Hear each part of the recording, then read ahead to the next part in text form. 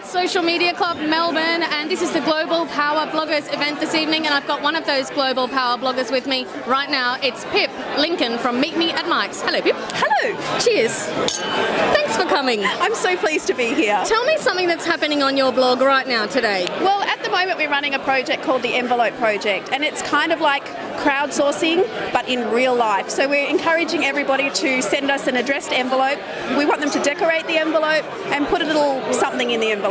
We display them all in our window and we upload photos daily to show people how the envelopes are growing, like a community arts project, I guess. At the end of 6 weeks we open the envelopes and we will show everybody what was in them, and one lucky winner gets everything that was sent to us. So that is so sweet. That's one of the things about your blog. You give people a reason to join in. It's very inclusive, and you know, we really like pen pals and we really like snail mail as well as the internet, so we're kind of mishmashing it all in together. Very good. Thank you, Pip. Bit of powder. And I've got another Global Power Blogger with me right here, and it's all in his name actually. It's Power Blogger Darren Rouse. How are you going? Good, how are you? Thanks for coming tonight. No problem. I'm very good. Now tell me what is happening on your blog today. Today's actually been quite an active day on ProBlogger. 3 posts, which is unheard of. I've only ever done one. What did you post about? Oh, look, we did a post on talking about jobs for bloggers. We have a job board on the site, which is just going crazy at the moment. We've got so many advertisers looking for bloggers to hire, so I did a bit of a post on that, and yeah, just a few other things I was linking up to on other people's blogs. So yeah, very it's cool. Just a big day. So one tip. What is the tip? The one that you know cuts through to people the most. What is it about blogging?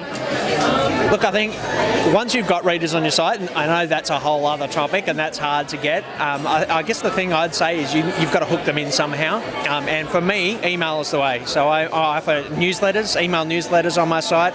A lot of bloggers sort of resist that. Email is very old-fashioned, but it's actually familiar, and a lot of normal people know what email is, whereas they don't know what an RSS feed is. So I offer email as a way of subscribing, and I find 3 to 1 people subscribe by email versus RSS. So if you didn't have the email, you're missing 3/4 of potential regular readers. Cool. Well, that's the sort of tip that you miss out on if you don't visit Social Media Club Melbourne. Thanks, Darren. No problem. Duncan Riley is another one of our power bloggers, our global power bloggers for the panel tonight. Duncan, tell me what's happening on your blog today.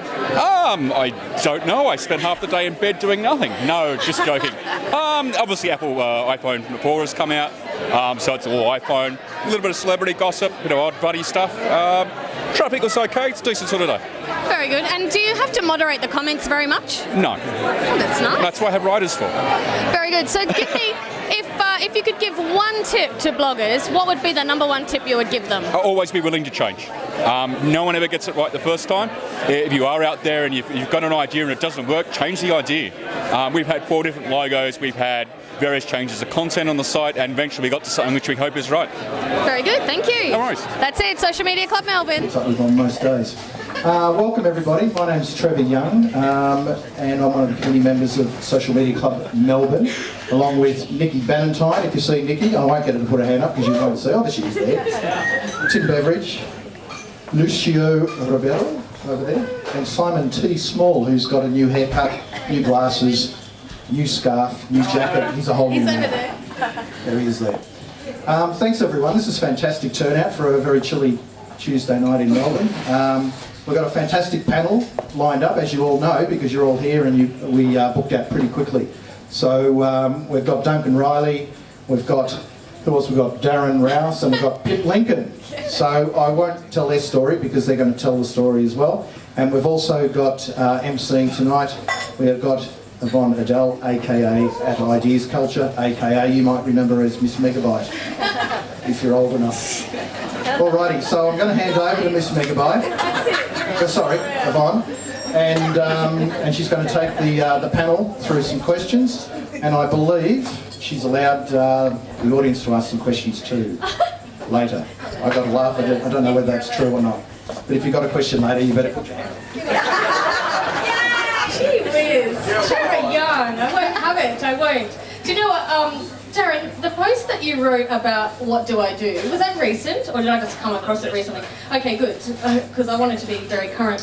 I had prepared a paragraph about each of the speakers, but in light of Darren's recent post called What Do I Do?, where he was having a drink with a friend who he hadn't seen in a while, and his friend said to him, "I'm really sorry, and this is really embarrassing, but I don't really know what you do." I thought it would be good to pass over to the panellists straight away and ask them, how do you answer that question when people ask you? Depends who's asking the question for me. If it's a family member, it gets a different answer to a potential advertiser. Yeah, give us both. But usually I say I'm a blogger or a web publisher. Passport, coming in and out of the country, web publisher, gets you in less trouble than blogger. But yeah, a blogger or a web publisher. And the good thing is that these days when you say I'm a blogger, you don't get a blank stare.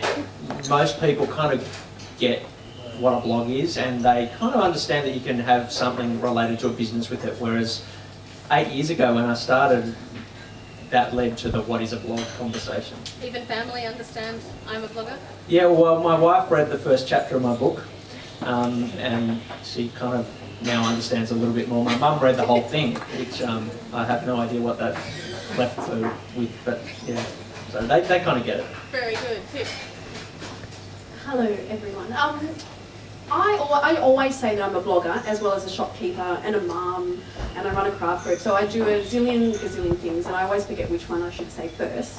Often when people realise that I'm a blogger, they say, "Oh well, we have a website, we don't get the blog thing."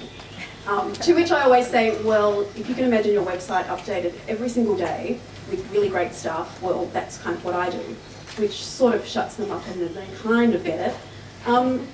But really, the thing that I'm most proud of is that I got to write a book because of my blog. So that's kind of my crowning glory at this point, and I've just written my second book, and I guess I'm here to talk about how your blog can lead to you doing the things that you most wanted to do, not just lead to making lots and lots of money and getting lots and lots of traffic, but you can also make people happy and realise your dreams, I guess, which sounds corny, but it's so true. Very cool. Duncan. I'll answer the first part. The first part, the reason I blogged is because I absolutely pathologically hate being told what to do. So I just don't I'd rather manage than be managed. What I tell people usually is editor and publisher. It's just easier that way. What I tell the ATO and the US Customs officials is company director, because you need a visa if you're a journalist going to the United States. Yeah, I think that's pretty much it. Okay. Alright, so in that case, let me give a brief outline for the people who are new to perhaps one or two of the panellists here. Darren is known as Pro Blogger, and in case, interestingly enough, I started asking in the tweet stream during the week, if you can't make it along to tonight and you have a question, then ask it in the tweet stream.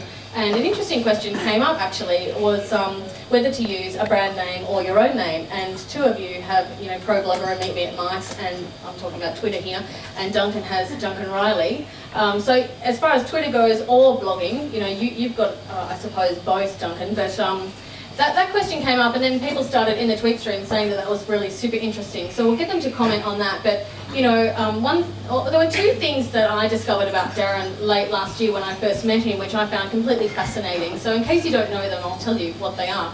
Is that he has about, 100 times more of an audience in America than he does here. Is that about right? About 100 more times, which is, can you imagine how huge that is? He might even let you in on the numbers. He does that sometimes.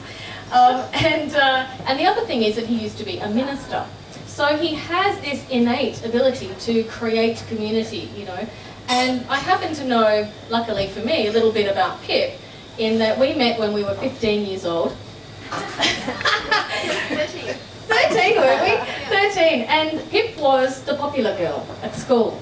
So, she was the one that if you could get into her friendship group, you would get invited to the parties and you would learn all there was to know about being popular. So I am everything I am because of her, you see. But I say, how long ago was that? Well, that was 24 moons ago. We're not going to tell you exactly how many years. You can work it out yourself.